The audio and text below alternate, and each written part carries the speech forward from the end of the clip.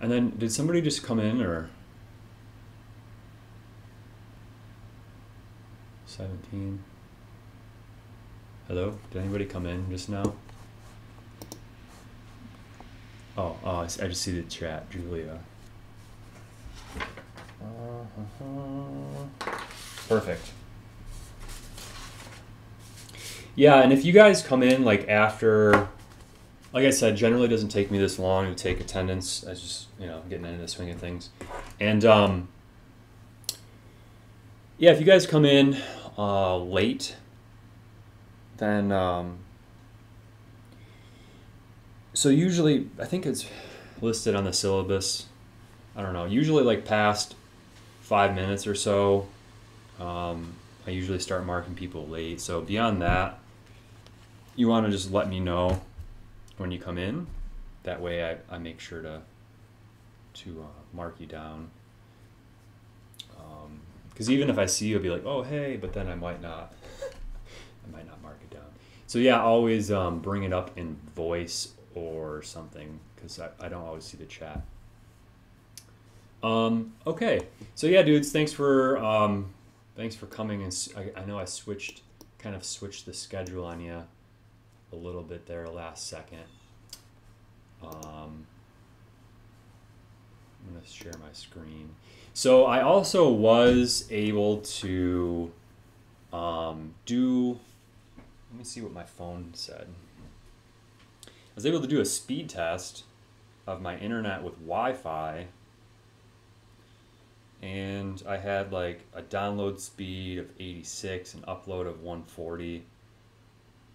And then I finally was able to drill some holes, run an extra Ethernet cable to my room, and now I'm like download 220 megs and upload is 900 megs. So I don't think I'm gonna have the problem anymore of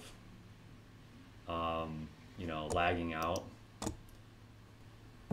or freezing the screen. So fingers crossed on that. If there is something else going on, I'll have to dive in deeper with like my network, which will suck. But hopefully it was just the low speed of my Wi-Fi. And I don't know why. I ran all last semester with the same Wi-Fi, and like I never had those kind of problems. So I don't know. So yeah, today I just want to make sure I recover like what I did for changes. Just so I just briefly seen a message that said something about network problems. So you guys can still hear me, right? Hello? Yes, I can still hear you. Okay. Well, yesterday or Monday, everybody's webcams are on, and they're not today, which is fine. But that was the indicator for me, like, oh, I lost signal. So yeah, just keep me posted if I cut out. So yeah, I did update the schedule. I had a friend, one of my good friends, colleagues from UB. He needs my help over this weekend. So I have to go out of town. And as I mentioned, my old laptop hasn't been reliable all of a sudden. So rather than trying to rely on whatever internet I can find and bringing my Mac Mini with me, all that craziness, I just switched around so we have kind of like the video you guys can do on your own time over the weekend and that sort of thing. And that way, like the holiday, even though we're supposed to have class on the holiday, you can still just, at your own rate, work on other stuff. So,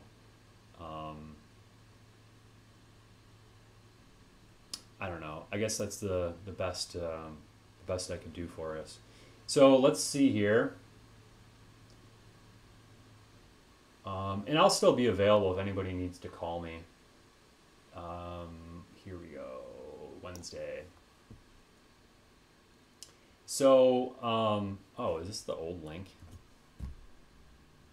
There we go. Refreshing it. So, today we're going to kind of talk about different features of Mac OS, basic stuff. I know there's a decent amount of Mac users in both my classes, so I'm gonna go over general things. Some stuff's pretty basic and like everybody should already know, but other things are potentially helpful, kind of improving maybe the way you use your computer. And for those of you who usually use PC, you know, maybe it'll be eye-opening for you if you ever have to use a Mac. And that'll only take a few minutes, like 10 minutes. And then I'm going to go over the next lecture on raster art, which I actually didn't even preview, so it might be a little choppy this morning or this afternoon. But then we'll talk about the project and what that entails, and you know, the next vocabs here for you guys. So essentially, I'll have you guys watch that video over the weekend, and then you can post to the blog on that. Just wanting you guys to do that by Saturday evening, you know, Saturday night. That way, you can spare Sunday for some time on other things for the class if you need to.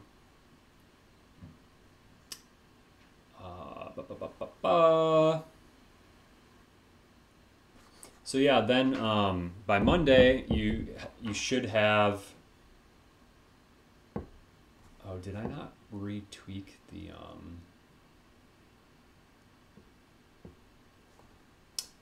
project proposal?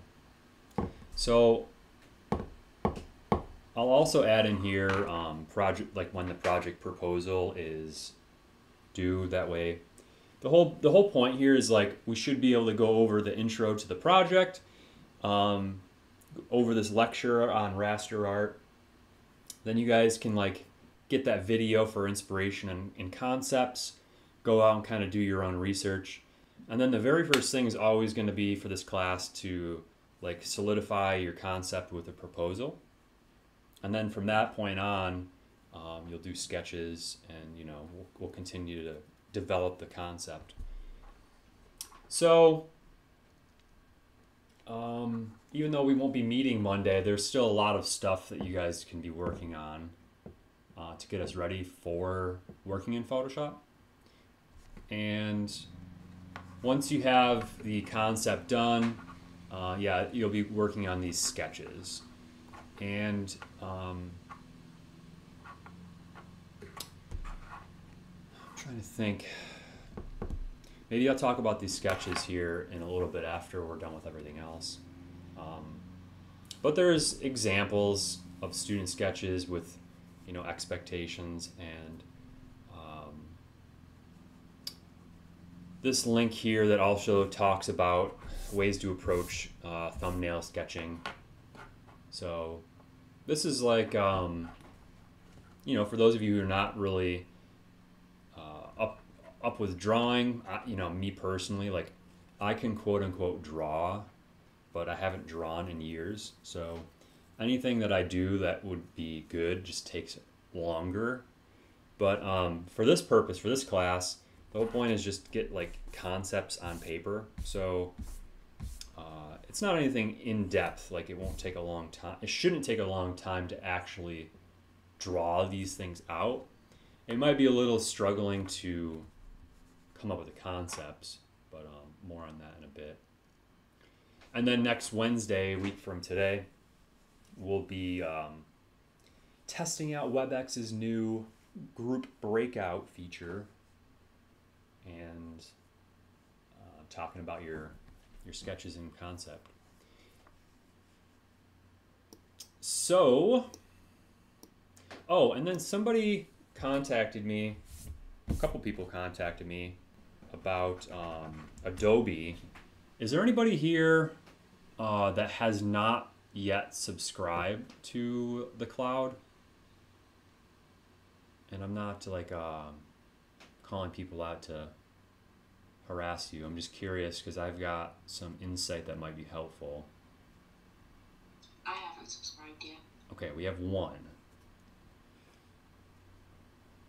Yeah, you can get a week trial, or I don't know about all the trials currently, but in the past, they've I didn't think about this because I personally just do the whole suite, and when Adobe Suite is mentioned in the department, it's always about the whole suite.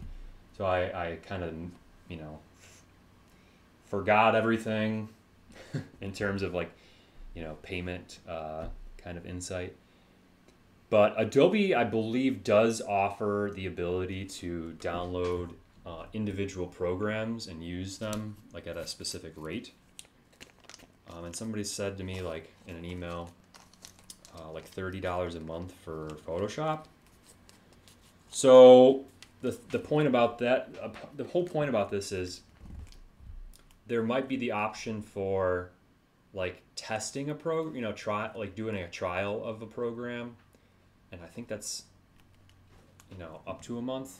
It used to be a month at least for free, which is kind of the whole time that we need the program for the actual project. So that's for Illustrator and for Photoshop, right? You could potentially get a trial of each. But then also during the final project, even though you'll be coding, you'll still want the ability to edit photos with Photoshop or Illustrator. But the whole point of this is that instead of getting like locked into that subscription, which in all reality, it's a good thing as a student to have access to it, especially like, you know, we can't get into the labs now. So if you did subscribe, it's not a bad thing other than like you had to pay for it. But you now have like the ability to tinker around and keep working on your skills all the time. So, I mean, I still recommend it as a student, but if you're trying to save the money and you're doing the bare minimum or whatever, you could look into that route of doing trials and then just paying per app, you know, like the monthly rate per the app. So you might be able to make out for like, I don't know, $60 to $90 rather than like the couple $100, like $250 or whatever for the Adobe Suite. So thought I'd bring that up, and I like I said, I wish I would have said it earlier, but it kind of is what it is. I was really waiting for the department to let me know the process before the semester, and they never did. So, you know, I'm only the messenger.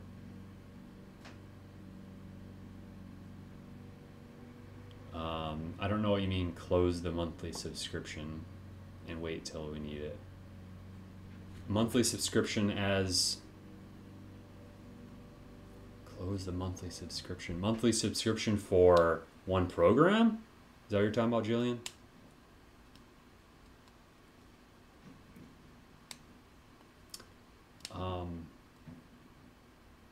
Oh, if you've already subscribed, if you cancel, you get like a cancellation fee. So that's the conundrum with Adobe. So unless you call and, you know, talk to them or whatever. Yeah, there's always that chance too if you subscribe and you realize, oh, you know what? I want to just change the option. It's still within the first week, so I'm sure you could contact support and be like, oh, hey, I made a mistake. I need to do this instead. They should be decent about that. Okay, anywho, going to continue on here. And, oh, I did also want to mention that I haven't continued working on figuring out the quizzing setup, which wouldn't have been a problem, but now because I'm not going to be here for the weekend, I just pushed the quiz back a week, which is a little goofy, I understand, but and then not very friendly, I also have a quiz on the next day. So, you know, apologies for back-to-back, but these quizzes aren't that bad, and they're only worth like 2% of your final average each, you know? It's like all 5, there'll be 5 quizzes, hopefully, and they're worth 10% of the grade. And So as long as you're paying attention, you review the sheet once, you're fine. It's pretty good. But I want to let you know that yeah, and if I have problems trying to figure out the complex system for grading, because I've never used Blackboard. You know, it's a whole thing. I wasn't able to get into. They offered for faculty like the option of in-person session for learning Blackboard, and as soon as the email went out, it was already full, like within 5 minutes. So I wasn't able to sign up for that, but I signed up for a session for Monday or Wednesday the 9th. So most likely we'll be good to go by Monday the 14th for that quiz. So taking a little bit longer, but if I can get beyond that, then the class basically is like a normal class semester as far as content goes. So that should be good. Yeah, we could dive in here now. I kind of regret I didn't upload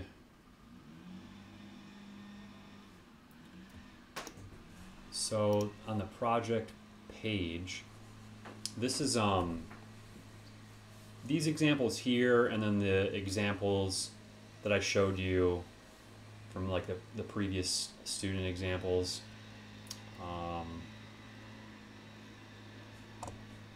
Bummer.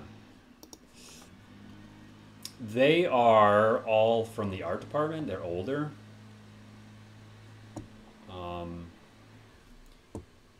So today or tomorrow, like after I'm done, I can upload more if you guys will be interested in kind of getting some other thoughts. But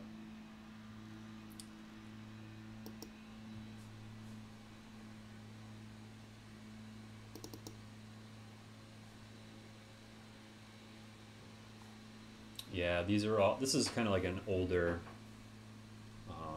so, I mean, they're good in the sense that it's still, they're all still relatable, but yeah. So anywho, so I'll first cover this lecture on raster art, and then this way we should have a little bit better of an understanding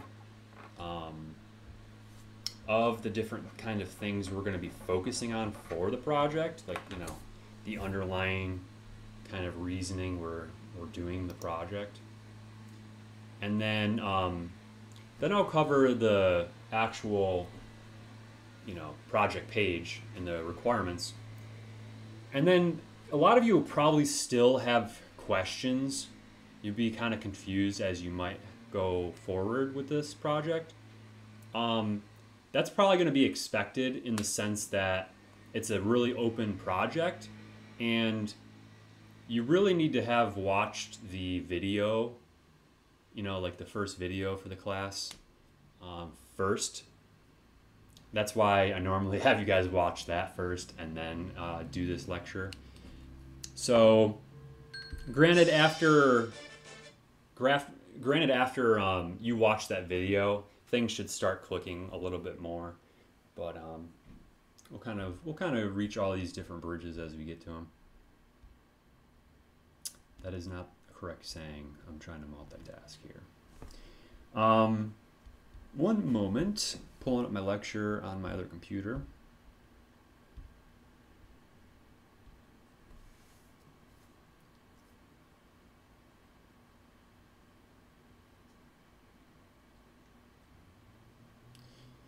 Yeah, Rosa, the reasoning being is all the apps you have it's a year lock-in subscription rate. So for the first year, I believe is like $20 a month. But if you cancel, you have to pay like half the price of the months you haven't paid yet. And then after a year, I believe it goes up to like 25 or 26 or something. So yeah, it's a lower rate, but then they, you know, they're kind of like leeching off of you. So, but they are the industry standard for good reason. So, you know, it kind of is what it is. Okay. Yeah, we'll kind of dive in here. Give me 1 second. It's a little warm. I had to throw my AC on.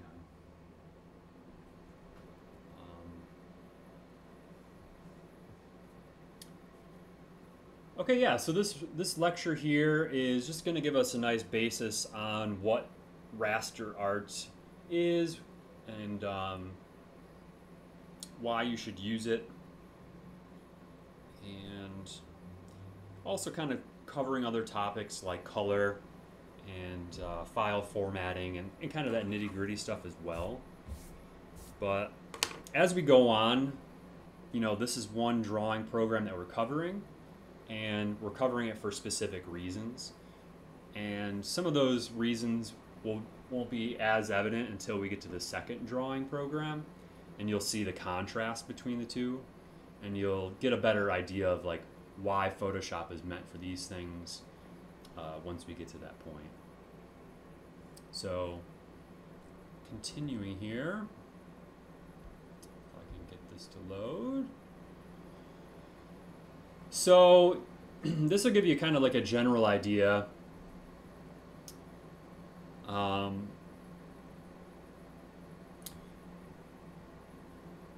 Sorry, I'm kind of glitching out here on my other computer.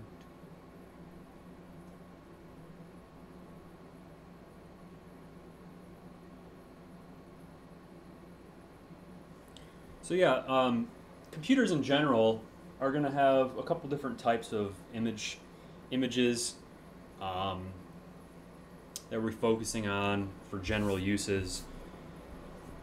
I mean, there's a variety of others, obviously, within different fields. For kind of arts and media, we're really focusing on just raster-based and vector-based still images, right? And then we get into like moving images, but beyond that, then like there's other fields where you have like CAD drawings or, you know, 3D renderings, different types of drawing in that realm as well. But those are primarily, you know, underlying with vector and or raster as well. So kind of briefly talk about the differences here, and then, like as I mentioned, when we get to the Illustrator section, things will come a little bit clearer as well. So I guess the first thing to realize is that raster graphics, you could think of them as like kind of like photographic, and like all cameras you're going to take a photo of, right? That's going to give you a raster image. They're based on pixels. And so if you take those pixels like I did here and expand them, the computer doesn't generally know how to fill in the void, right? You have to actually get closer to the original object and take a new photo. So this is one of the limitations of raster, but this is like a dramatic, you know, alteration to kind of show you this kind of blurriness, right? And for those of you who probably already know, vector is always going to look more clean no matter what scale you're at. And this also was a very small image, and it was blown up in the same enlargement percentage as the raster image there, but it's much more clear. So why is it clear? Well, all vector drawings are based on points mathematically on a grid. And so once all those points are set, the computer knows that between these like 4 points, say, you can draw a square and then have a fill of a certain fill color property value, right? So it's kind of more thinking towards like objects with vector than raster is going to be more that photographic mentality. Another component of raster, not component, but I would say another terminology people use all the time is bitmap. So you'll see that from time to time. Bitmap is just synonymous with raster graphics.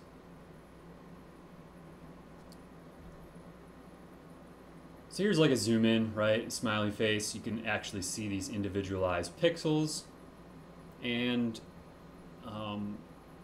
again, these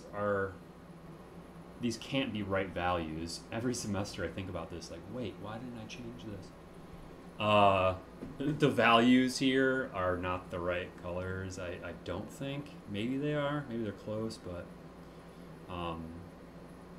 it's always a little strange mixing colors in light instead of mixing colors in paint. And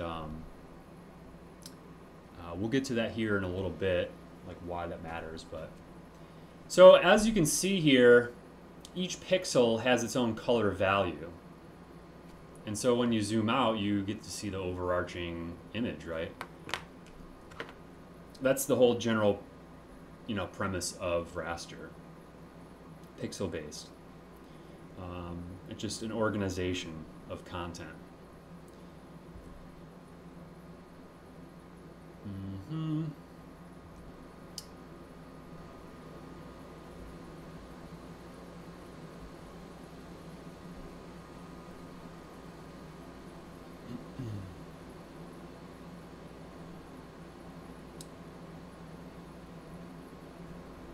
I already talked about that note.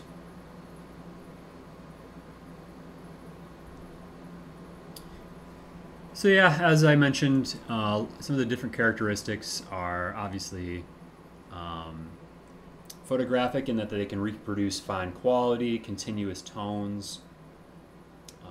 So say if somebody's face, how that gradation continues with light. Resolution dependent in the sense that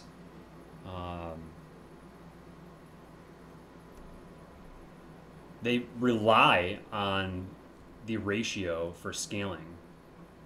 So they depend on the set resolution that they are. So you could always scale down a raster image, right? You could take out pixels, but if you scale up, you're inevitably going to be losing detail. And it can be fine, right? People do that all day, every day, everywhere. Every time you send a photo to somebody on your phone, it's compressed. They don't get the full-size image that you have on your phone, right? I don't know if you guys know that, but anytime you're sending images back and forth, there's compression. So even systems like iMessage, right, where it's like end-to-end encrypted, it's faster, blah blah blah, for iPhone users or Mac users back and forth, it still has some sort of compression to it. So the only way you'd be able to get like full resolution from somebody is if you gave them the file in person, you put it on a cloud drive service, or if you sent a full resolution email. Otherwise, there's always compression. So to some extent, you can always deal with changing scale with images, but knowing the limitations of which is really what you probably should be getting out of this section, is understanding how resolution works in respect to images. And that way you can prepare adequately for whatever demands you're working with. So yeah, the third point, heavy processing requirements. That's in regard to the fact that the computer has to remember every pixel location, as well as the color associated to that pixel. So as you enlarge the image, or as you have a larger image that you're working with that you bring in, either or, that file size is going to be larger. And we're talking into, you know, several gigs. So definitely want to make sure you're not taking up extra room that you don't need to. So here's just another example of resolution. As you go along and you're adding more pixels, right, 5 by 5, 10 by 10, you get a deeper clarity over time. So kind of just showing things in a different way. Hopefully things are clicking a little bit more. And yeah, as I go along, like this is totally, all these lectures are totally, you know, not like, oh, hey, shut up and listen. You guys can totally like throw your mic on if you have a question. And as I go to some of this data in these different lectures, they don't really date that much, but obviously, like last class, I had someone kind of question my accuracy with solid state technology. So yeah, like if you guys have questions or you have different thoughts on a topic, and you know, always ask me. You could always chime in. What was my other point here? Oh, so resolution itself, yes, is it's always shown on the computer as pixels per inch. So this is a term you're going to see a lot. And you just kind of want to say it over to yourself each time, you know, like pixels per inch, PPI, and you think, oh yeah, that is pixels per inch. After you use it for a little bit, it'll click. But it does come with that stipulation that you have to also understand that there's this other, you know, definition of or acronym of dots per inch, which is for printers. And reason being is that the computer has to store information digitally, right? Whereas everything that's physical in the real world, back to that point of being analog, has to exist in physical space. So not only is dots per inch, DPI, relating to printers, but it's also relating to scanners. Like how fine of detail do you want that scanner to register the dots per inch, you know, on whatever you're scanning, to transcribe into pixels per inch, right? So if you don't want a very rich looking image, maybe you want this R, but it's not going to be seen this large. Maybe it's only going to be, you know, like an R this size. Why make it more detail when you're never going to see that detail? So I would go more heavy into printing information, but because we're not printing this semester, I'm going to try my best to just keep it at like the general realm of things.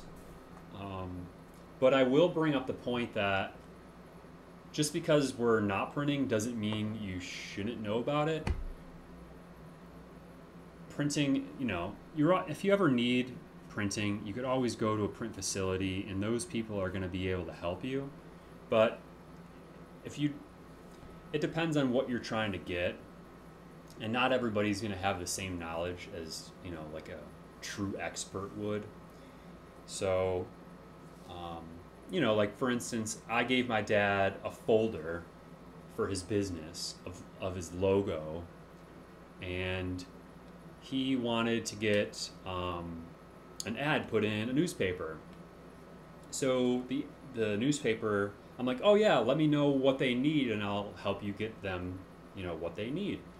And so he didn't contact me because he had the folder and he thought, oh, well, they want my logo. I'm just going to send them the logo. Well, the logo in the folder that he had was just for like a small thumbnail. it wasn't for like a larger print size. And so when it was printed, it was blurry, and he was upset. And I'm like, well, there's a reason for that, right? So just because somebody at the printing place says, oh, I need a photo, doesn't mean that they're fact checking and double checking.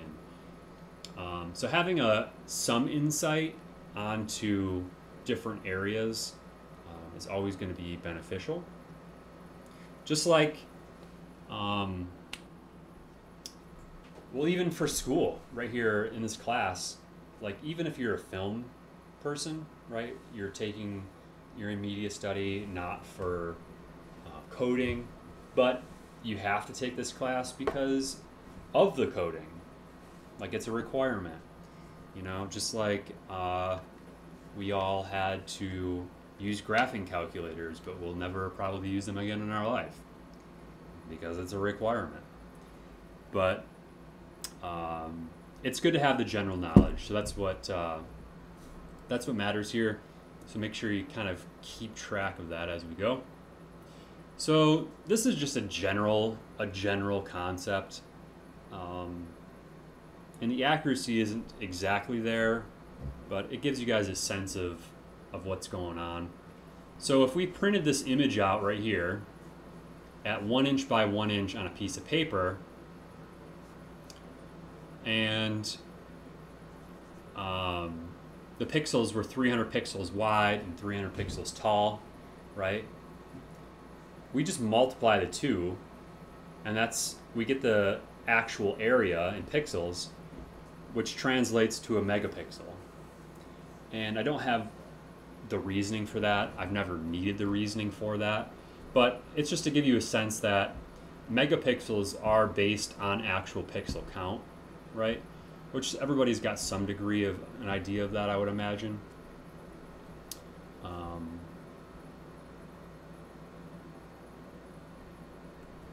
Sorry, I'm going back and forth. Normally when I present lectures, just for your knowledge, in the classroom, I have it up on the screen. I push one button and then I get my notes in front of me. Whereas here I've got two computers, so it's a little back and forth.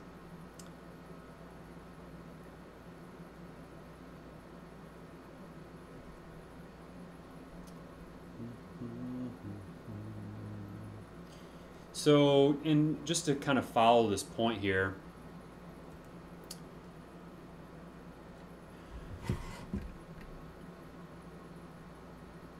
most printers, pretty much everywhere, I don't think you'll be able to find a printer today that'll be less than 300 dots per inch.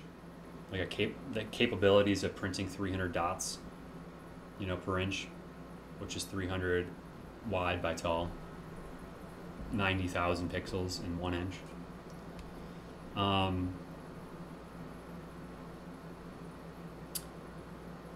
But printers also offer a higher resolution than that as well. And it really depends on the paper you're using as well. If you're just using the general paper print, you know, copy paper, that's really only designed for like black ink, like making copies, black, like a grayscale image. Anytime you're getting into color, you know, 300 can be okay for general use, like a handout, but if you're going for anything that's, you know, like a flyer, maybe you design somebody a flyer with front and back, and maybe it folds or something like a,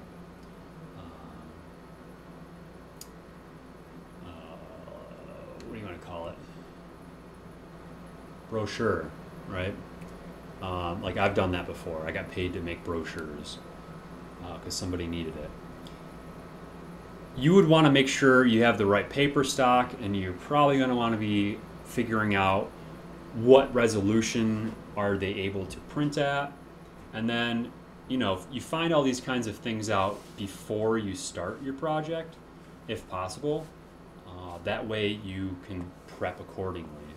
So, for instance, most of the time when you're going to print higher quality, you usually want like 600 minimum. And again, I don't know if you'd even be able to see the difference, but it does have a lot to do with how well are the computers calibrated to the printers that are printing it, and for color, and what kind of paper, etc. So, does anybody have questions up until this point? I don't know if I'm being confusing or straightforward. I think I'm making sense here. There is no direct correlation between the two.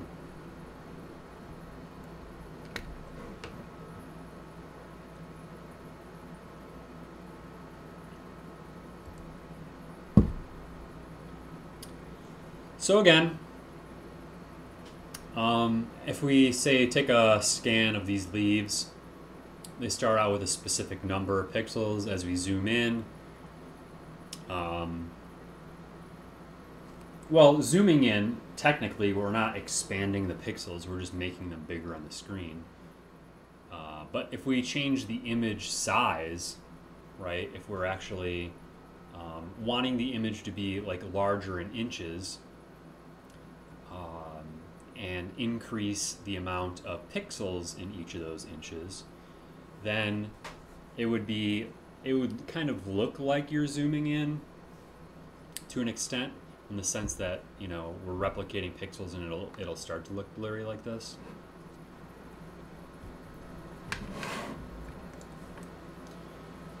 You know what? I haven't looked this up for a while. I don't know how I'm doing on time for today, because I normally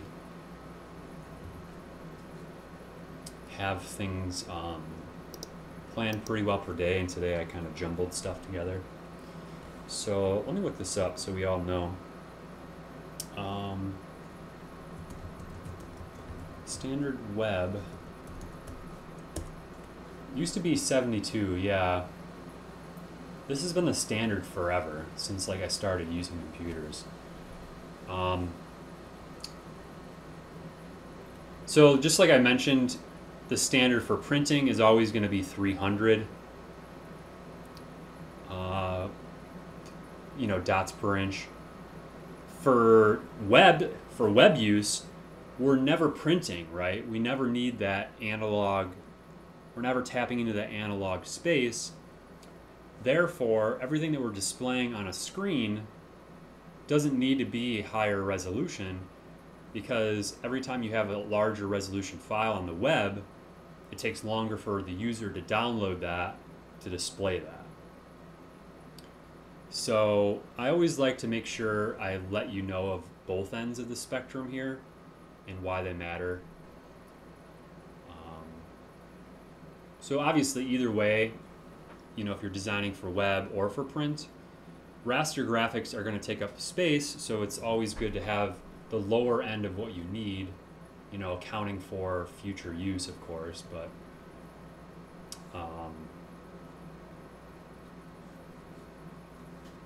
let me double check something.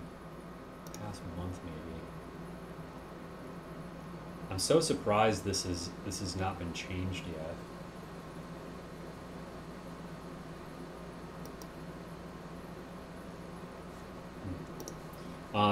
Reason being is everybody's got screens these days that are way higher definition than they have been in the past. You know, like think of, you know, you or your parents with a non-smartphone back in the day. You know, the content they're looking up online is 72 pixels per inch. And now you might have the latest iPhone with a way better screen, and it's still 72 pixels per inch. So, I mean, the standard's got to be changing, but I don't know. I guess I just wanted to double check what it currently was. Oh, I do have a note here from previous research. I guess a lot of monitors now also support 109 pixels per inch or 133 pixels per inch. So, you know, it all really depends on the end user for screen based, right? Anything pixels per inch wise, images. It's going to be based on the resolution of their display. Just because you put a 300, pixel per inch image on a website, people are only going to see the image that they have access to with their display, right? If that's hopefully that's like completing the notion in your mind.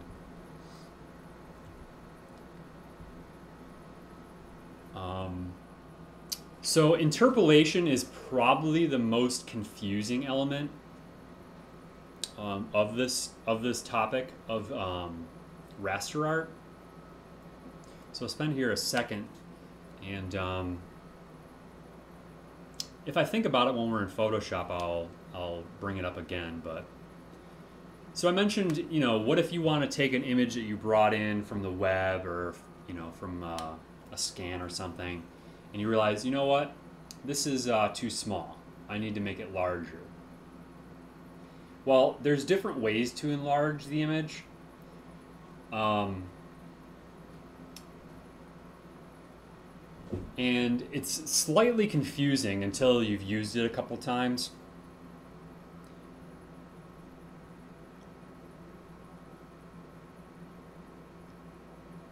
Just double checking to make sure I'm saying this properly, because every time I go to use it, I forget. And I will say this is like a feature that realistically matters more when you're going to be printing something and you don't have access to the original content and you need to change it. Okay, so essentially if you have resampling on when you go to change the image size, right, you want to scale it up in resolution or scale it up in actual dimensions. Like I've been saying, the computer doesn't have that data, right? So how does it know what to fill into that space? With resampling the image on, it analyzes the area in between all these different pixels, and it estimates what to fill in the new voids with, right? So the computer actually doesn't, like the image afterward is technically not the same image as it was previously. It might look a tiny bit better quality-wise because it gives a kind of like a blurred effect that works a little bit better in your favor. However, for say my circumstances, in the past I've needed to print things, and come to find out that the specs that I was given were actually lower than what the printer was capable of, and so we needed to enlarge my file that I had. But in reality, for artwork, you don't want to necessarily change the whole pixel grid, right? You kind of lose the authenticity of the pixels if you're having the computer resample it for you. So it's kind of like a preference, I guess, if you will. If you do not resample the image will still scale up evenly, but it basically duplicates the pixels next to one another to replicate the image. So the image really doesn't lose its authenticity, but it will look more blurry depending, how great the expansion is. So say this image right here is like 4 inches by 4 inches. If I blow it up to the size of a billboard, it's definitely going to be blurry. You're going to see like noticeably the pixels that have been duplicated. And so again, I guess for this class, you guys really, it doesn't really matter, but it is an option that's pretty important, so I always go over it. And again, if you guys are stumbling on something, then I can always fill you in again, or say it in a different way. I have a question. Sure. What did you say about what happens when you don't resample the image? Okay, yeah, so when you don't resample an image, the image, you're basically taking the pixels And say if you had this image that's 4 inches by 4 inches and you need it to be 8 inches by 8 inches. You basically then take all those pixels and you duplicate them next to one another, and you add, and those duplicated pixels will be the same color. So you're not actually you're not rechanging the order of everything. So let me give you another example, I guess. See here, in this lower image, if this was resampled, I don't know how well you could actually tell, but each of these little squares that are down here, and you might not be able to see it if you're looking at like my feed or not, but each of these squares actually has more dots inside of those squares. So every time you resample, all these dots get reorganized and recalculated in where they are and what color they are. So fundamentally, the original image is no longer intact. It's like a duplication. I don't know, did I say it in a different way that makes sense this time? Or? Yes. Raster and vectors. Okay, I'm reading Rosa's question here. If you're not using photos, when would you need to use raster? Yes, it could be helpful to use vectors all the time, but a lot of photo manipulation can't really be done with vectors.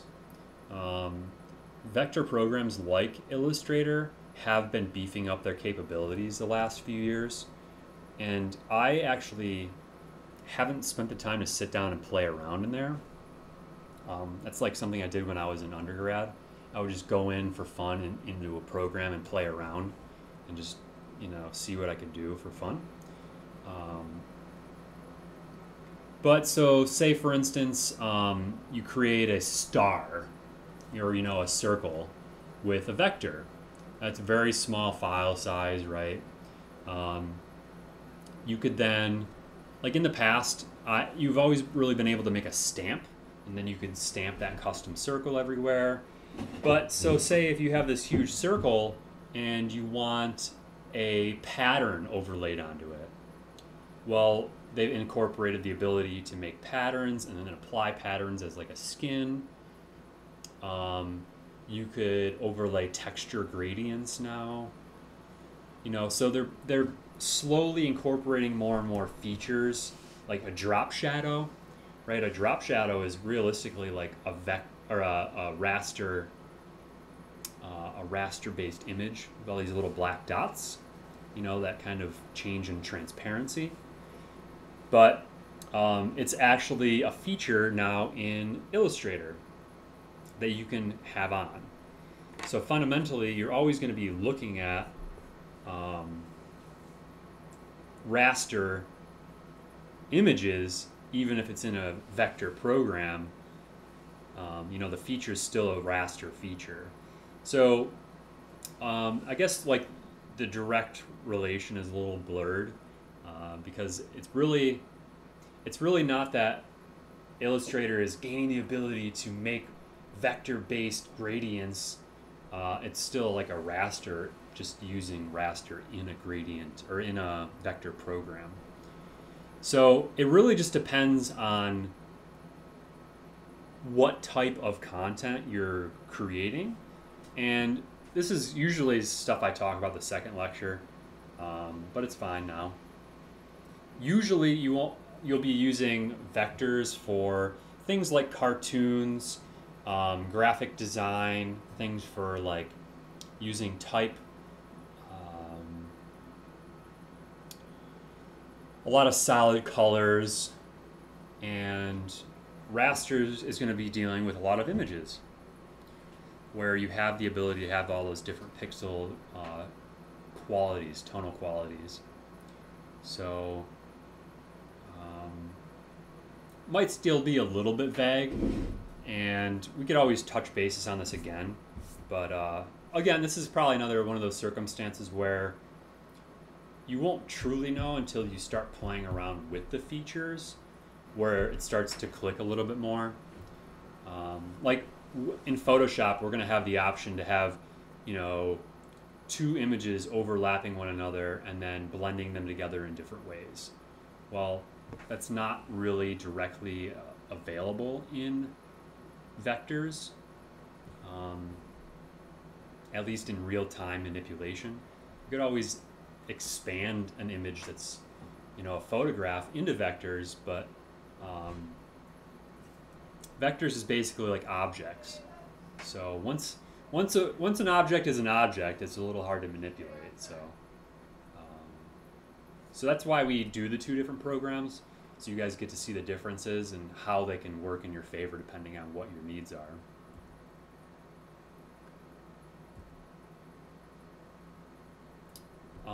So how many people in here have access to a scanner at home?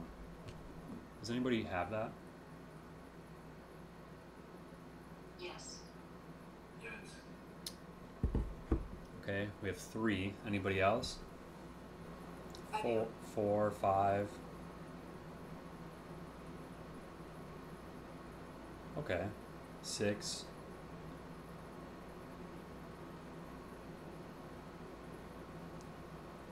I mean, 6 is about a third almost of us. So that's probably, like, it's still worth knowing anyways. So I'll probably grab my old scanner that's sitting around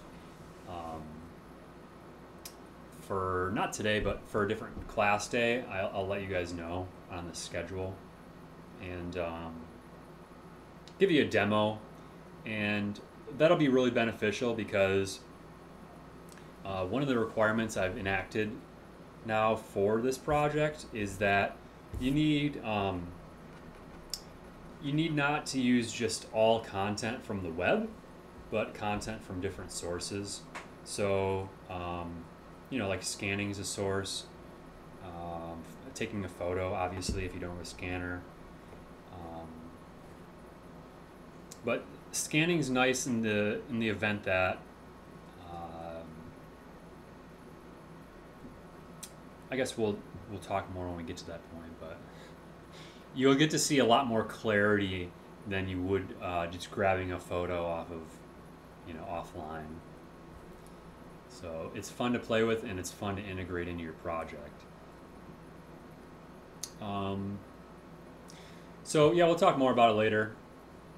Essentially, we have all these options to convert, right, a physical analog image, so to speak, into a digital pixel image and set all the specifications for that in that process. This is a pretty nice kind of makeshift, phony graph that I found, and I added my own little box here. I don't know if these are all, no, they're totally not the right proportions, but just to kind of give you the sense of like increasing in scale.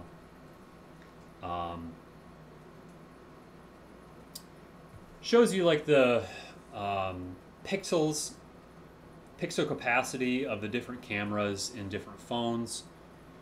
And you know, a lot of people do have iPhones, so it's a good gauge. And as you can see, we can see the file size for each of these different image types. And as time progresses, we have a higher image size. Or, sorry, a larger image size. So a couple questions, I guess. Does anybody know what this is way down here? 320 by 480. And we're talking pixels. 320 by 480 pixels.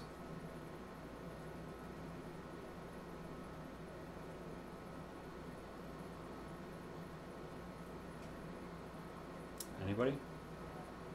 I mean, I think we got some video people in here, I would imagine.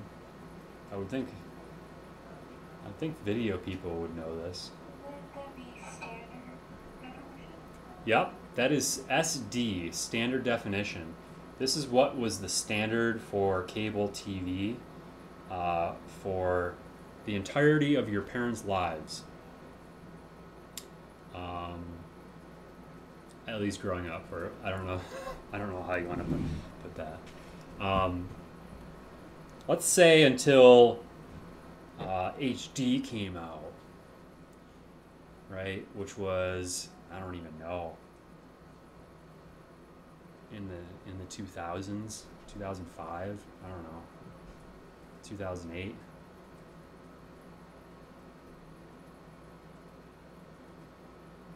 Man, no, had to be in like 2003, something like that. I don't know. But obviously super tiny. But like there was so many people that relied on that, right, and enjoyed that, and that's what it was. And you know, people didn't complain to a most extent. They enjoyed it for what it was. And now we have all this other capabilities. And you'll notice here, like the newer iPhones, they're not a huge jump up in megapixels or pixel dimensions, but they could be up to a huge size for their file size. Why would that be? Why would we jump from 2 megabytes to like 20?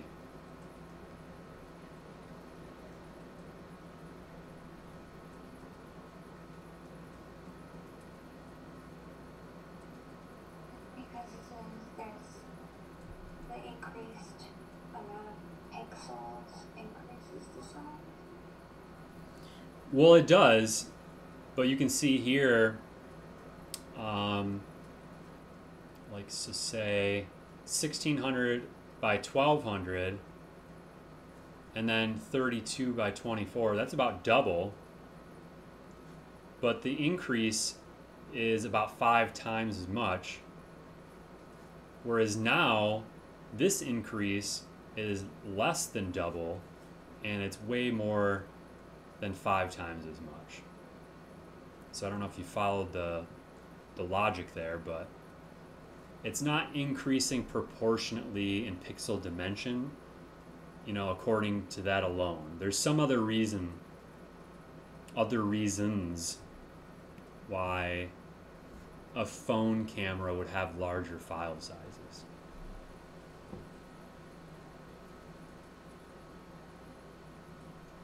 Does it have something to do with the amount of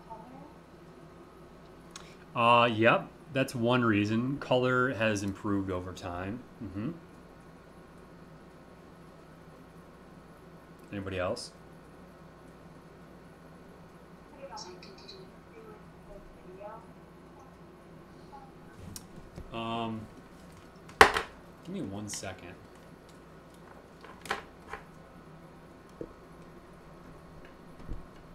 Okay, say that again.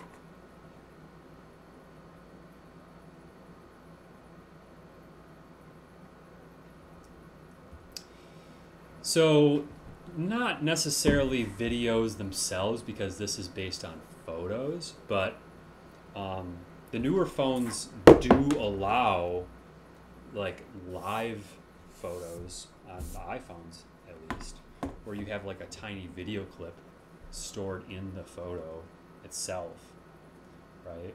So that, to that degree, yes, that's another bigger reason why it could be a larger file size. Anybody else?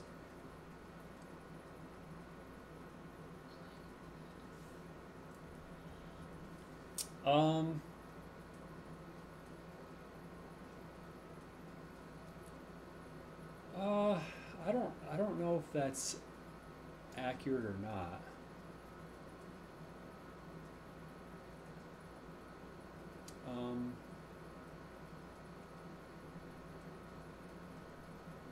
I think that's based. I think that you could still pool that in technically with color, because yeah, you need a higher quality hardware to take the photo, but in the end, and higher quality display to play back the photo in the accurate color. But in the end, I think it's still pooled under color. But yeah, I mean, to some degree, yeah. The biggest one here that I was waiting for is metadata in general. So your location on the map, where that was taken, right? What was your elevation where you were at? The time of day. A lot of this stuff has been around, but it does increase over time, like the live photos. So, and then if you go to edit a photo, all those changes that you put into the edit are saved, but you could also undo the edit. So you're copying that photo, right? Sometimes you could take a burst photo, and then there's dozens or hundreds of photos in a burst, and that's kind of technically all stored under one photo, but it could be dozens or hundreds of photos. So it kind of is expanding dramatically in different ways, but I guess that's just another reason to be more aware of how you're using data. And I don't know if all of you have reached this point. I'm thinking, actually, maybe you have reached this point, because a lot of you probably these days have computers with solid state drives, I would imagine, and a lot of you probably opted for like a smaller gigabyte hard drive solution because of cost. In which case, I would also imagine you ran into the problem of being out of memory, and that wasn't as big of a thing as it was years ago. With a traditional hard drive, say you had 250, 500 gigs. For general use, that takes a long time to fill up. But if you have a 128 gig hard drive, solid state, it's not much. Especially when you could take 4K video and things these days. So it's always good to be aware of how you're managing your data, how you're creating data. Like for me, I never have 4K video set on my phone unless I know the event is like really meaningful. Christmas time, I'll take a short video clip that's 4K, and as long as it was a good clip, I'll save it. Or when my nephew was born, took videos in 4K with his great-grandmother so that he has that higher quality. But for all other purposes, I have a lower setting. So it's good to be aware of these things. So these are different formats, different compression. Oh, we missed audio. Okay, hold on.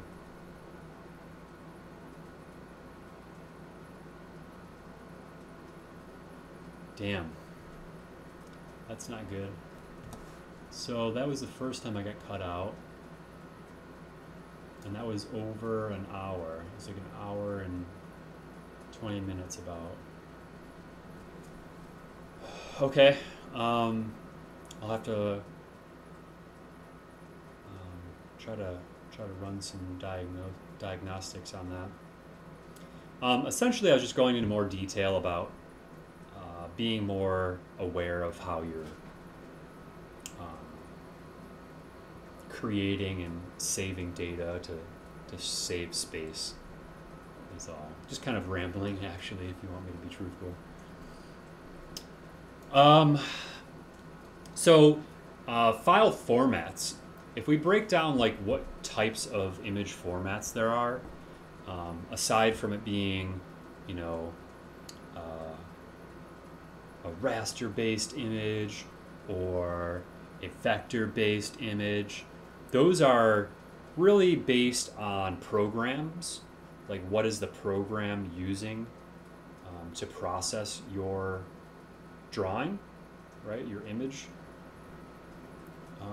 Once you save that file outside of that program, to be accessible online or through able, or somebody else can open it with a general, application like Preview or, web browser, you need to have one of these other type of generalized formats, right? And compression is playing a big part of that. And I mentioned a little bit earlier about, we're going to talk about compression. And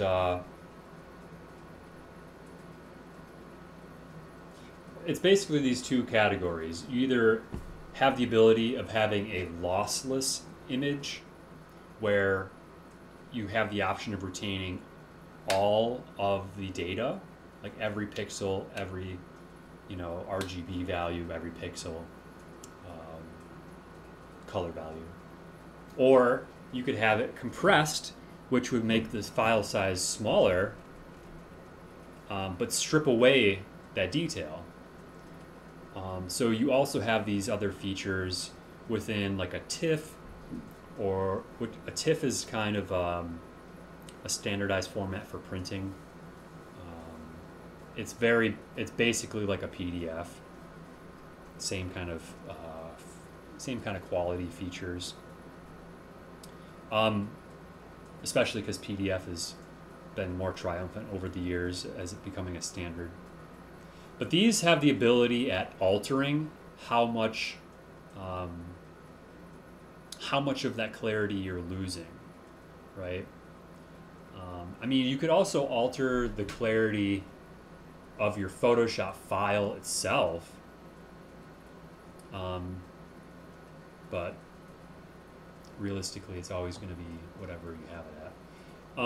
So yeah, these different file formats like PNG, a BMP is like a Windows file format. I guess that's somewhat popular, or it used to be. So lossy. So for instance, everybody knows GIF as like an animated GIF, right? But GIF is also retains the ability of just being images, and they're nice because they are compressed. They are small size. So they are favored still. Did I have another note on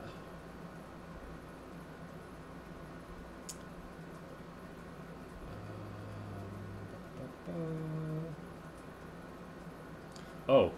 Due to GIF's age, like how old it is, it's universal for software support usually. So it's pretty nice.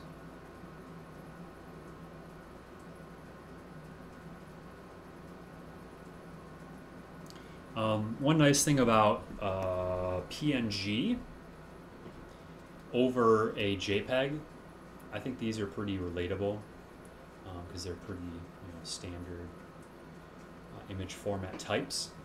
PNG allows for transparency. So if you wanted to make an icon without a background, you would want PNG. If you had that same icon in Photoshop and you export it as a JPEG instead, it would automatically default the background being white, because JPEG does not allow transparency, and it'll just take the color of your canvas. So whatever your canvas color is in the program.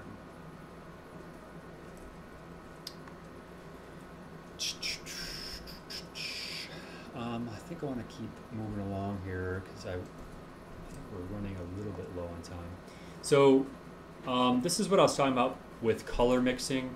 Again, I'm not going to go super in depth because we're not printing, but I will make you guys aware because I didn't even know this until later on, in undergrad.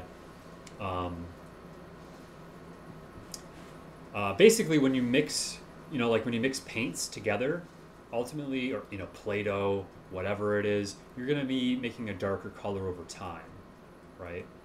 All these colors are going to be combining. That's a subtractive color mixing process.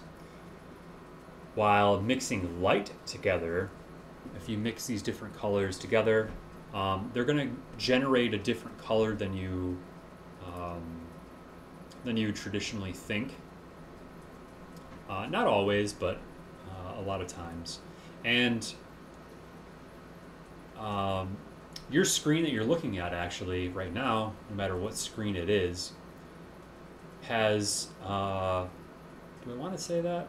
No. I think OLED, yeah, OLED probably is not. So if you guys have an OLED display. But any traditional like LCD display, if you're, that you're probably looking at right now, every single pixel that's illuminated is actually a combination of red, green, and blue, and lit up into some, you know, some degree of intensity. So if we look up RGB CRT,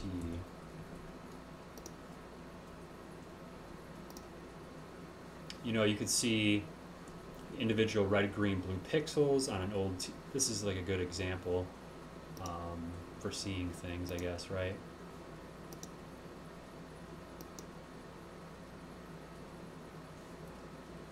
That's not very big. That's not RGB.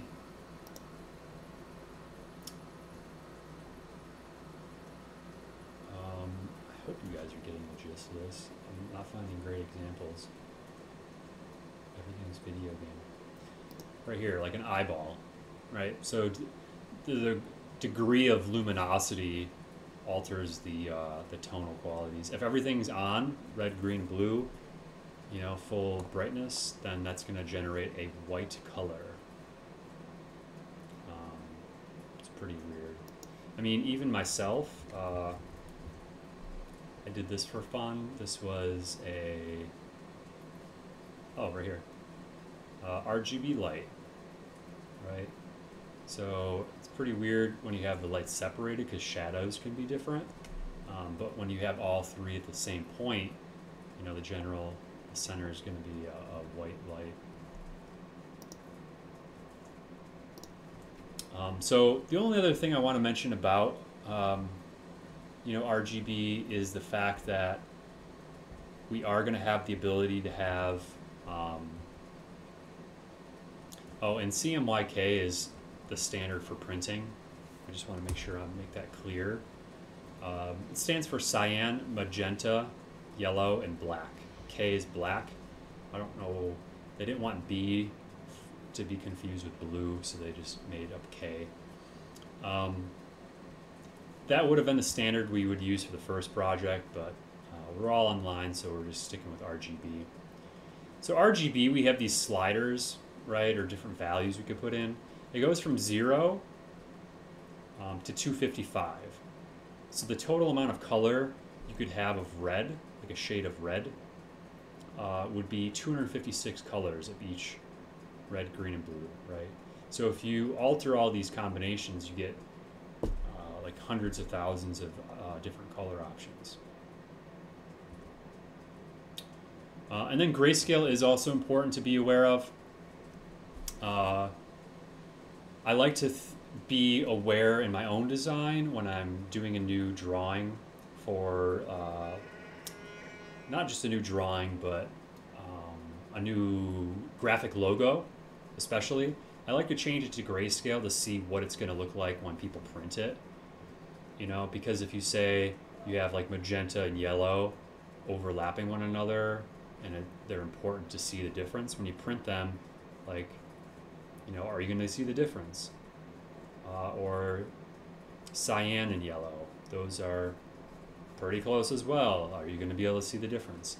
So it is important to be aware of how color plays, depending on, you know, again, basically that end resolution of whatever you're making. I wanted to check one thing real quick on the hub. Give me 1 second.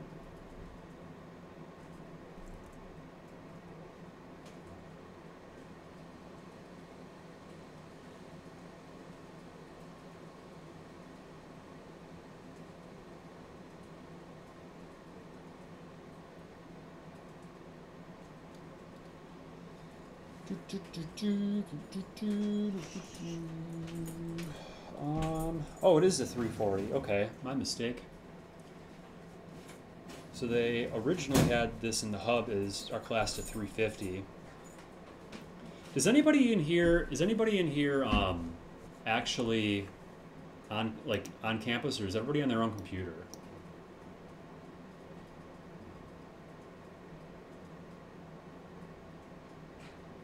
Okay, so Julia, you're on campus.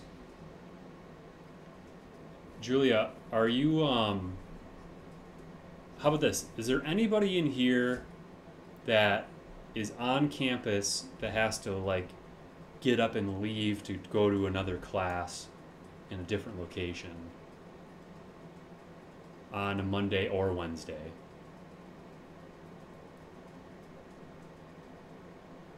Does anybody? No? Who is it? Matthew, okay. Is it just Matthew or is anybody else?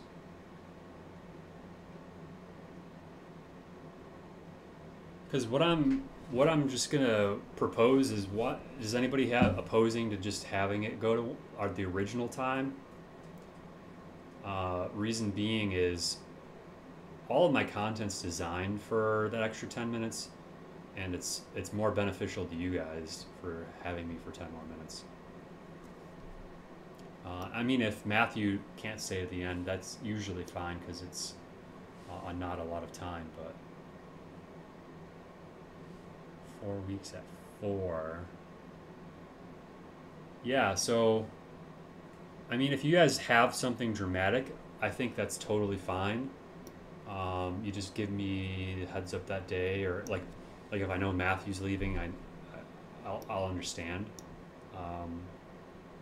And this is always being recorded, but it's always better to be here for that extra 10 minutes if we're able to do that, because then you could just answer or ask questions in real time, and then not have to check back on a video. Yeah, and I don't think it's like a huge, we're not talking about like an hour difference or anything. It's just a couple minutes.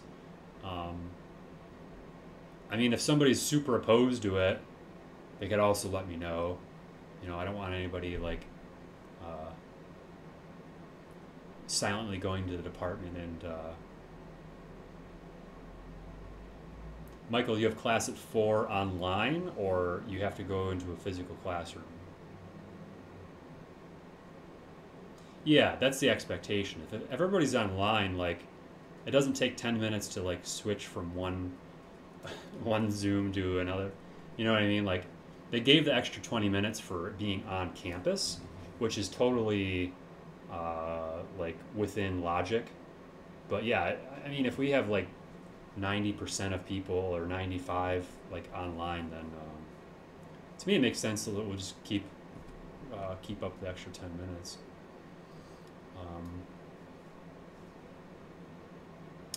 So yeah, if anybody has to hop out here in a couple minutes, that's cool. So just keep me posted. I'm just going to keep heading on here, because I will talk about the project here in a second. So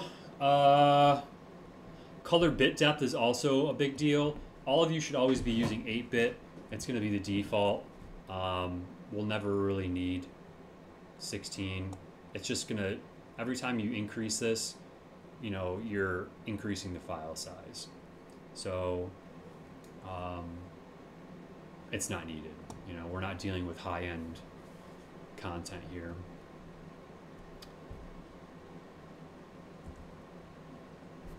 Oops, click here.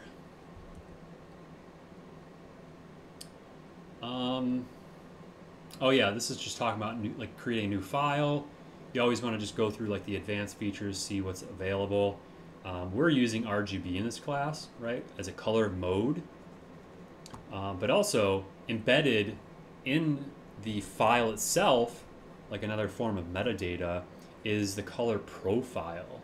And for our purposes, since we're not printing, we're going to be web only. We're using Adobe for this program and Illustrator. We're just going to pick the Adobe RGB and keep that as a preset and just use that.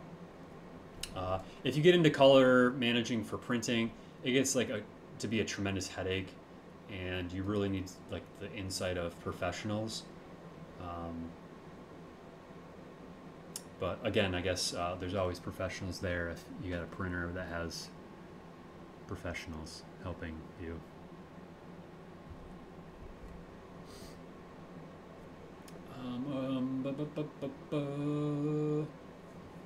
So this is just showing you that we're able to make selections in Photoshop. We're going to be going over all that crap next week.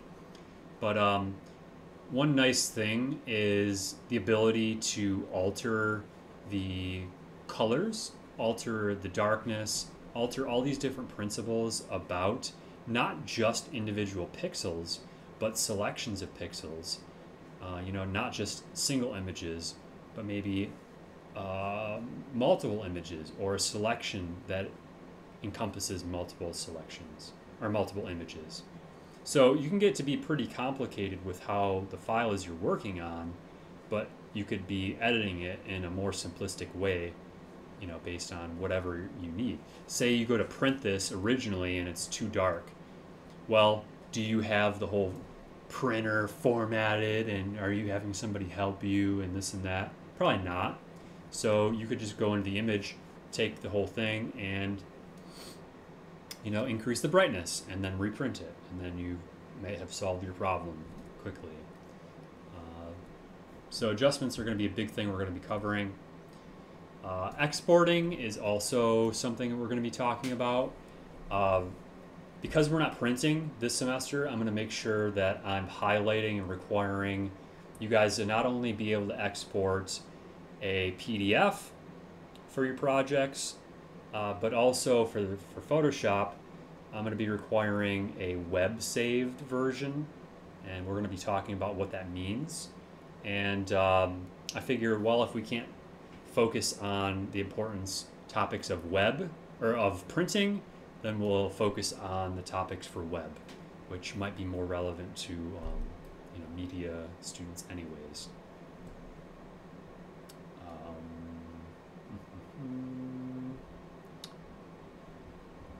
How many more do I have? Oh, this is the talking about saving for web.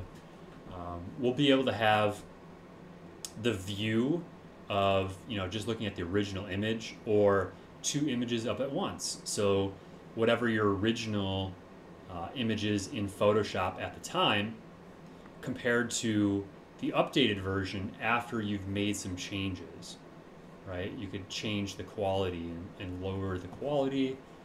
And as you can see, there's a definite change happening here. You can still see the general outline of this being like a hat with a brim or whatever, a ribbon or whatever you want to call it. But we've dramatically reduced the file size. And so that helps for loading images on the web. So something we're going to keep going into. And again, printing we're not covering, so I'm not going to talk about it. I've got like 10 minutes since we're expanding class. And again, the next vocab's on here. So if you guys have a printer, I'd recommend printing that out and taking a look as well. So project 1, I will say, just from starting out here, just because I don't know how long this will take me, is that at the bottom I do have listings of different examples, different types of things you could be researching. And not that you guys need to research. If you have a great concept to roll with after you watch the video over the weekend, great, run with it, right? Do something that you're interested in, not just a specific topic like, oh, I'm going to do video games or something super simple, but like, what aspect of video games? Why do you like video games, right?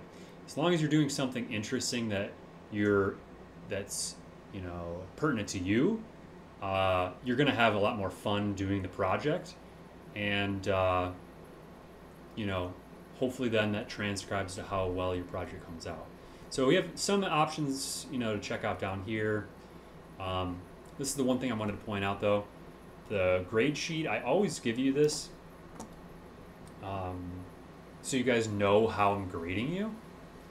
And I think I updated this correctly because it was set up for printing, but it'll go over the different categories of the project. How technical are you? You know, how effective are you in relating to your topic that you pick, and some other points. So it's a full breakdown. Total is 100 points, but then you know, this particular project is like 17% of your final average, something like that. 16, 17. I'll update you guys that here shortly, but so I'm just showing you that just so you have an idea. It's not super pertinent to like look at all the time. I say this all the time that the way I like to have you guys learn is kind of just following along my guides and focus on what you're interested in, and everything else will fall into place. So this should be more of like a kind of like a mid-critique check-in point. You know, oh, did I forget things, or how well am I doing? You can kind of grade yourself, so to speak, or you know, right before submitting as well, you could double check. But if you do this right, you know, you check this like a half hour before it's due, and you try to make changes, it's not going to work to your favor. So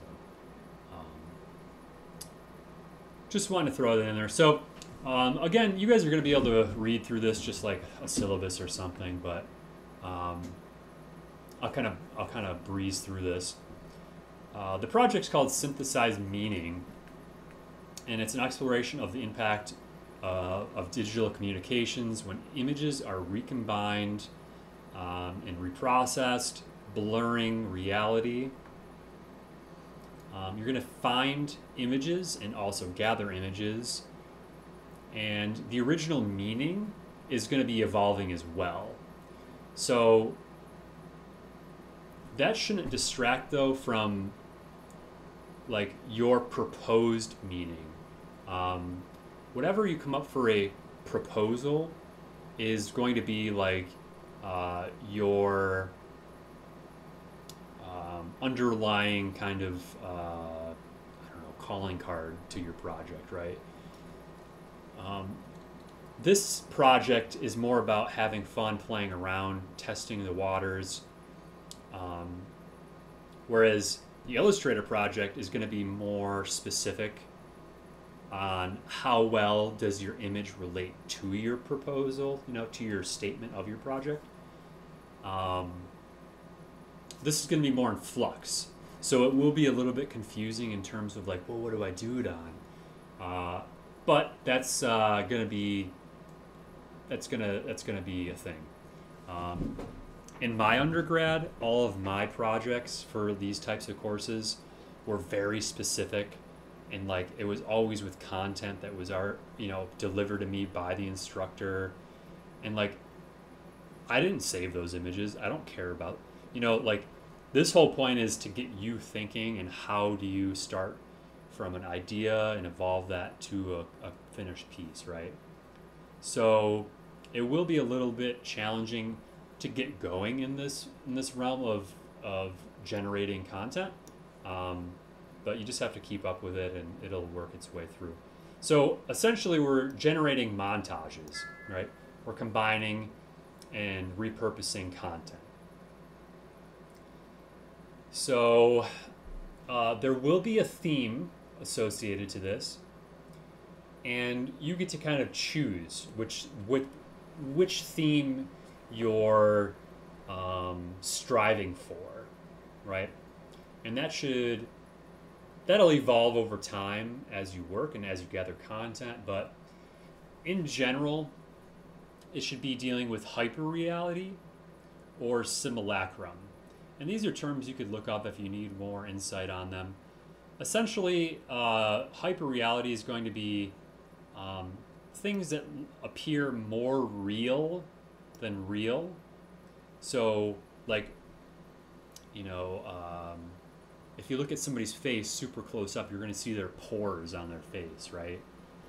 Well, in day-to-day passing, you're never going to see that. But if you use it in an image, all of a sudden it becomes more real than your day-to-day reality. And there's different, you could play upon this. This could be like dreamlike images, whatever you want to spin off the concept of hyperreality is. But you could choose to do a project on that or based on simulacrum. And simulacrum is more along the lines of attributing meaning to different objects or different imagery.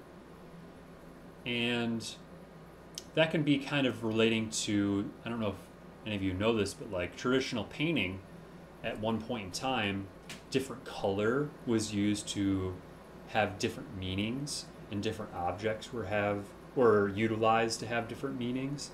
So you could have like an image of, a bowl of grapes and a bouquet of flowers behind it, and specific colors, and that could all attribute to this underlying statement of society or something. Same thing here, right?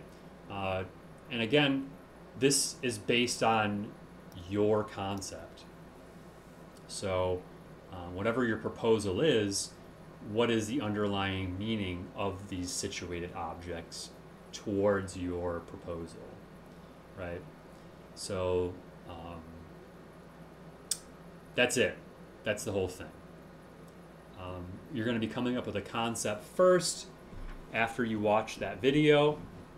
I will be posting a link later today on the blog as well, so that after you watch the video at some point, you can upload your proposal.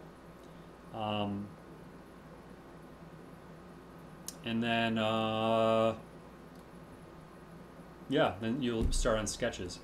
And I know we're about to wrap up here. So here's the link about sketches. But I also wanted to, because we're not meeting on Monday, this will be time for you guys.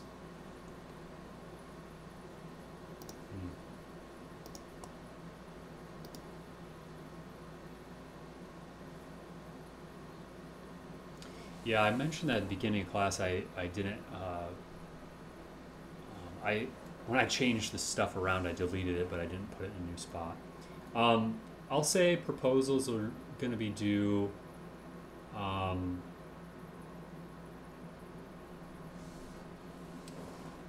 Probably Sunday night.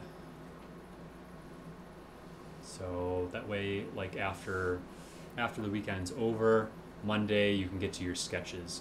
Because it will take you probably, like if you sat down and did all your sketches at once, if you're proficient with sketching, it probably could take you like an hour.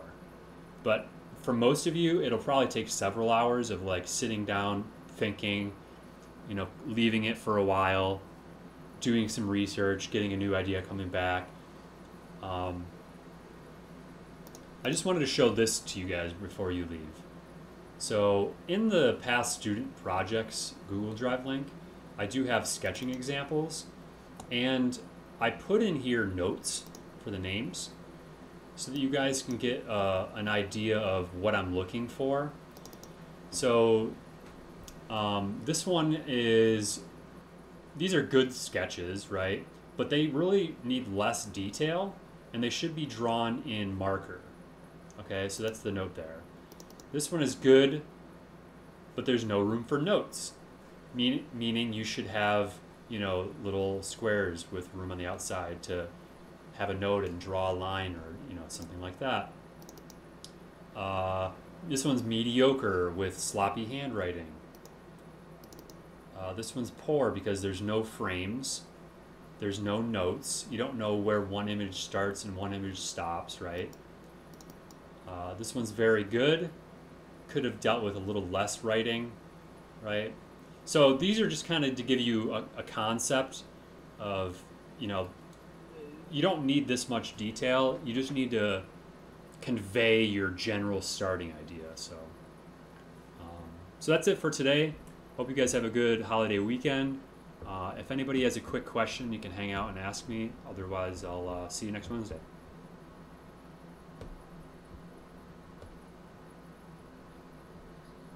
Yes.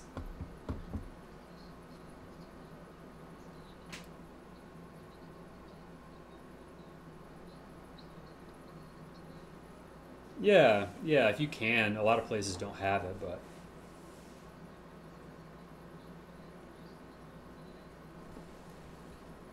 yep, should just be marker paper. Yep. Sure.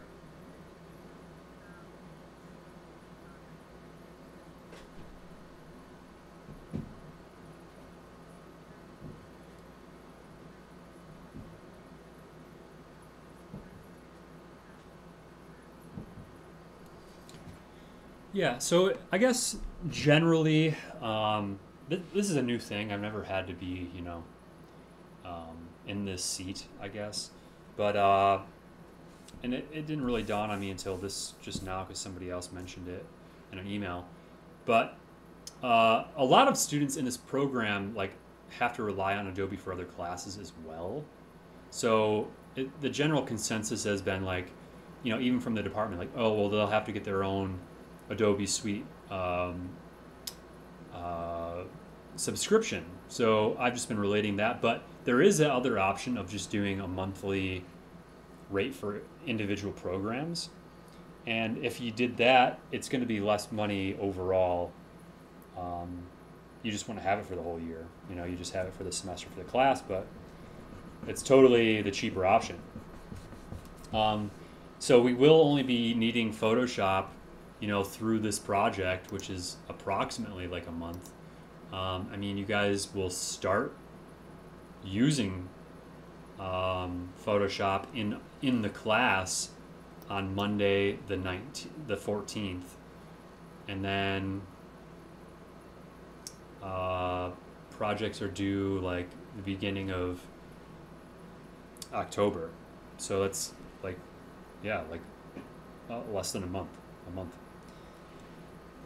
And I think programs have, I think they have a free trial too. So, yeah, if that's what you all you need, then yeah, I would check that out. Cool.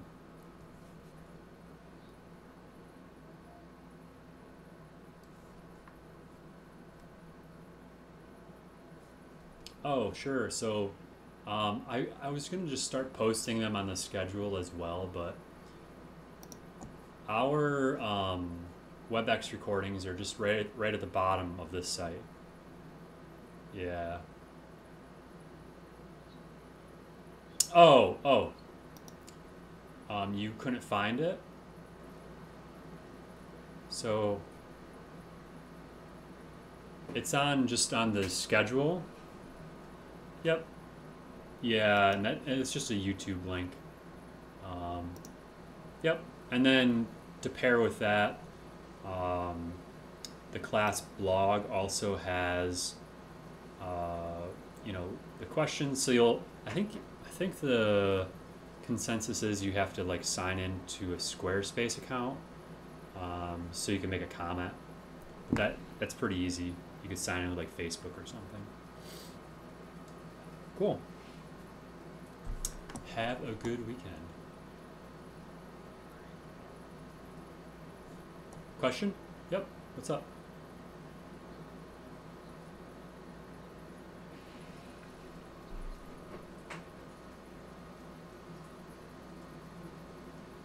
What link?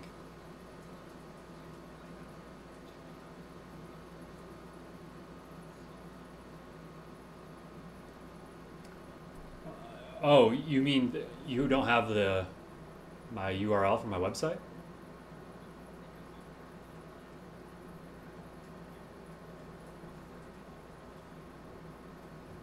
Oh, okay. Yeah, thanks for checking in with me because I don't have you on my list. Um, mhm,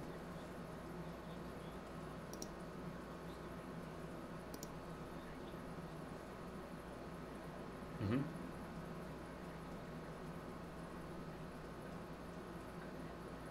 Okay.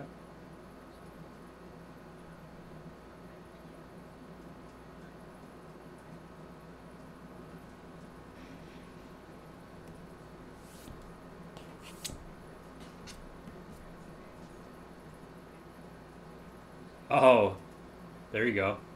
Yeah. Okay. Yeah, uh,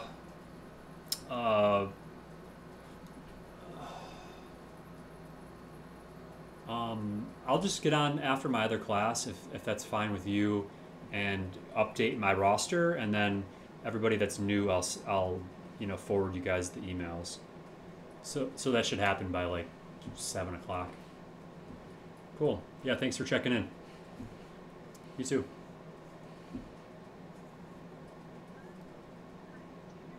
Oh yeah.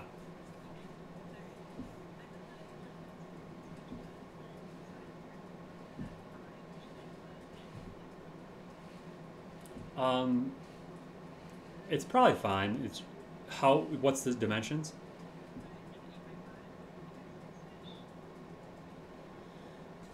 Um, so yeah, I would say. It, I mean, if it's not marker, I guess that's a good excuse to get a marker one.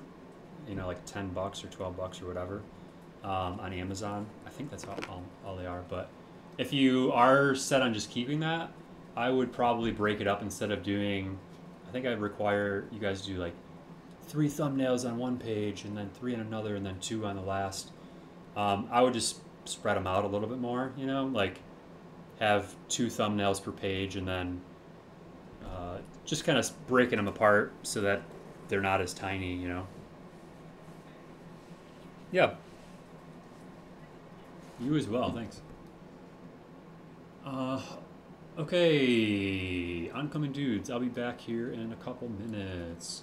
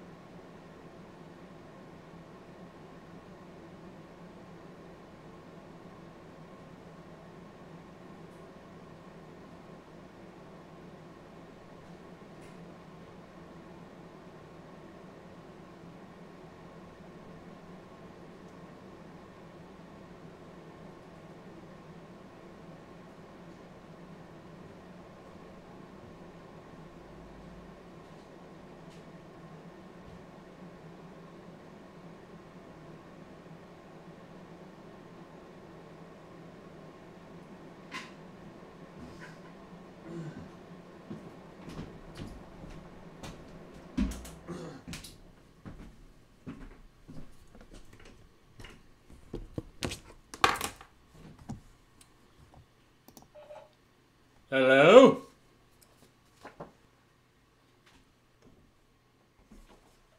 I just got in here a couple minutes late because my last class had a lot of questions and I needed to eat an apple. I need my sugar. Yeah, so apologies, still no webcam. I got one ordered on Amazon because I stopped at 2 stores yesterday and neither of them had any webcams, so that is the way of things, apparently. Amazon rules the world. I'm just gonna try to take some attendance. Take me a couple minutes just because I don't have finalized roster. I usually plan, aka procrastinate as well, for the first week of not making it because there's always a few people that drop and always a few people that add. So I just have like your photo names on my page here. Nicole. Oh, we have 19 people. Whoa. That's almost the whole class. Nicole Chung. Now Nicole. Nick is here. Gianna is here. Eric's here. Emma is here. Is there anybody in here that just added? Speaking of, it'd be kind of weird because how would they know where to be meeting me? That is the question. No to Maya.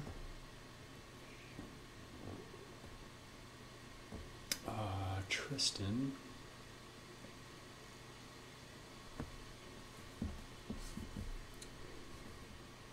John. No John. Sana. Oh, I guess I should be saying names louder in case you have a different preferred name that I didn't get yet.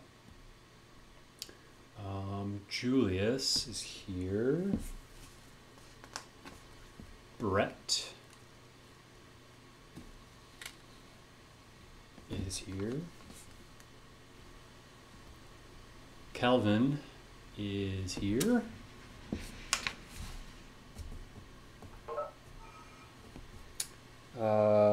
Shub. I know I'm probably saying that wrong.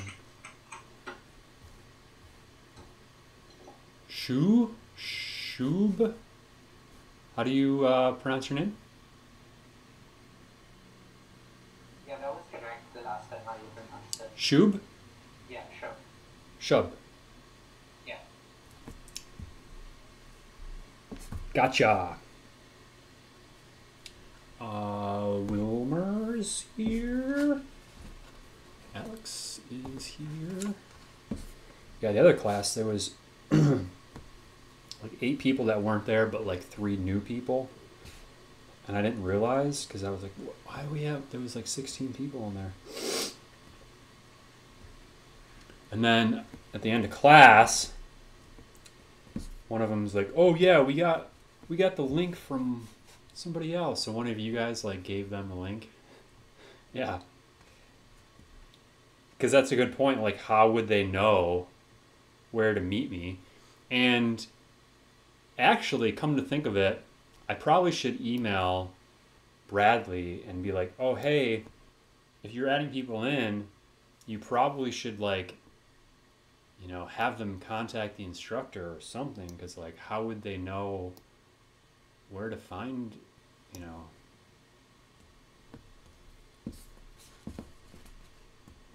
I don't know. I guess everybody does things differently, so. Olivia's here, Nate's here, Joey's here.